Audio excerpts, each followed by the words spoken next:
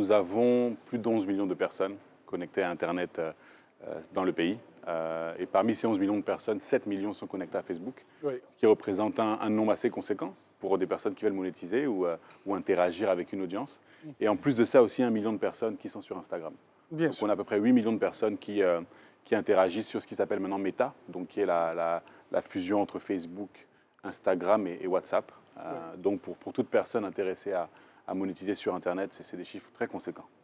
On constate une bonne rivalité entre Facebook et Internet. Parce qu'il y a entre Facebook et Instagram. Il y a beaucoup plus d'Instagram aujourd'hui, beaucoup plus de Facebook. Pourquoi cette grosse rivalité sur ces deux parlant bien sûr des utilisateurs. Oui, effectivement. En fait, je n'appellerais pas ça de la rivalité. OK. J'appellerais ça de la complémentarité. Enfin, OK. La grosse différence maintenant, c'est qu'on constate qu'il y a une différence d'âge. Il y a des personnes de plus en plus âgées, ou peut-être un peu plus âgées, qui sont sur Facebook, comparées à des personnes qui sont sur Instagram. Et le type de contenu peut des fois varier. On aura peut-être plus d'actualité, plus de gossip, donc plus de potins.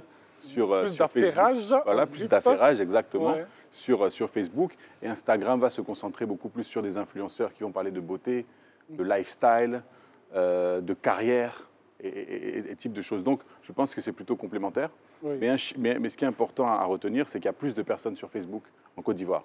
Donc, pour toute personne encore intéressée à faire du business, je pense que Facebook est la plateforme la plus intéressante encore. C'est clair. Alors, quelle est la différence entre être visible en ligne et monétiser? Alors ça, c'est une très bonne question. Alors la première chose, c'est qu'être visible en ligne, c'est faire en sorte qu'on nous voit.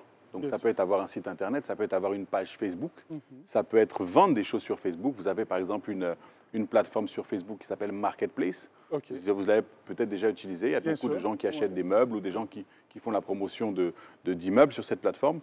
Et en fait, c'est juste être visible, c'est-à-dire qu'on nous voit.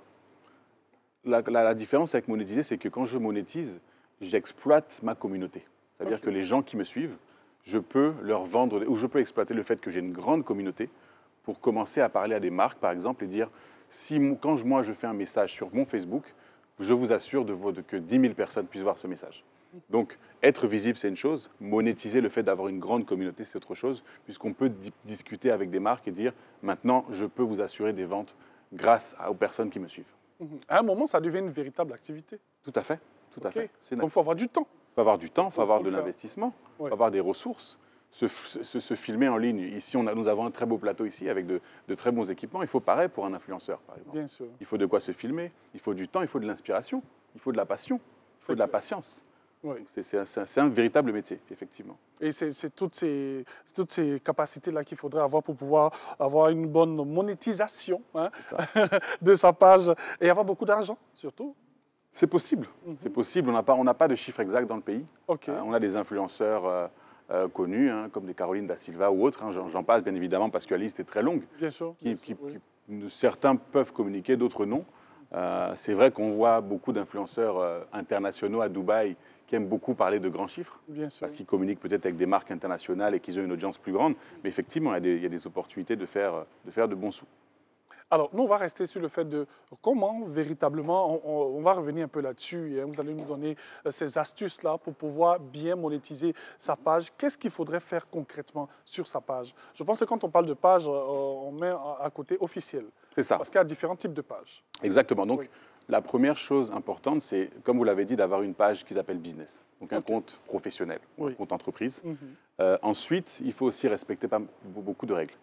Les premières règles sont sur le contenu.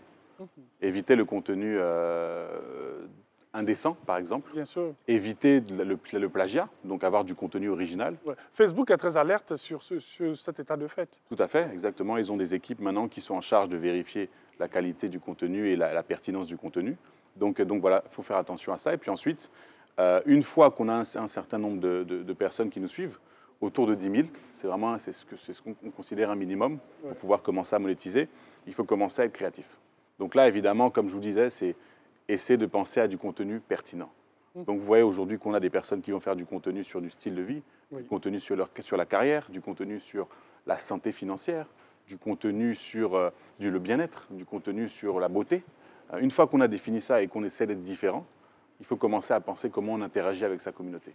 Et une fois qu'on interagit avec sa communauté et que le contenu est pertinent, on peut agrandir cette communauté. Et c'est à partir de ce moment qu'on peut aller voir des marques ou des partenaires et dire « maintenant, je peux vous assurer un certain nombre de vues ». Et c'est comme ça qu'on commence à négocier. Donc vous avez des approches où des personnes vont inclure des liens dans leurs vidéos. Je pense que vous l'avez énormément vu. Des personnes vont dire « je parle de ton produit dans ma vidéo ». Des personnes vont dire « je mets ton produit dans ma vidéo ». Je n'en parle pas, mais je vais montrer mon téléphone portable et on verra votre logo, par exemple.